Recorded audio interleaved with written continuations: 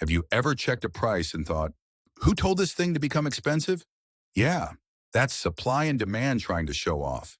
Hey everyone, welcome back to StickBiz Insights. Today we're breaking down supply and demand in the simplest way possible with stick figures and common sense. Let's get into it. What is demand? Demand is just a fancy word for how many people want this thing. If a lot of people want something, demand is high. If nobody wants it, demand is low. Easy, for example. Imagine a new item becomes popular in your school or neighborhood. Everyone suddenly wants it. Boom, high demand. But if it's something nobody cares about, that's low demand. The product is basically invisible. What is supply? Supply means how much of that thing exists. If there's plenty of it, supply is high. If there's only a little, supply is low. Example. Think about your data plan at the end of the month. Yeah, that's low supply. How prices change, the fun part. Prices go up or down depending on both supply and demand. Here's the simplest breakdown ever.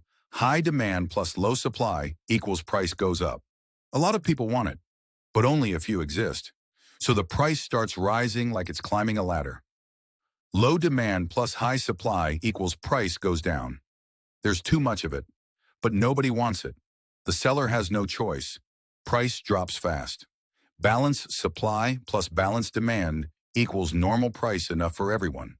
Nothing crazy. Price stays normal.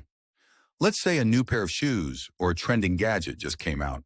At first, everyone wants it, high demand. But the company doesn't have many, low supply, so the price shoots up.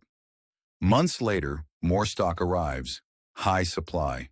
People move on, low demand, and the price drops back to normal. So next time you see something expensive for no reason, just remember, it's not your wallet acting strange, it's supply and demand doing their thing. If you enjoyed this simple breakdown, make sure to like, subscribe, and stick around for more fun business lessons on StickBiz Insights.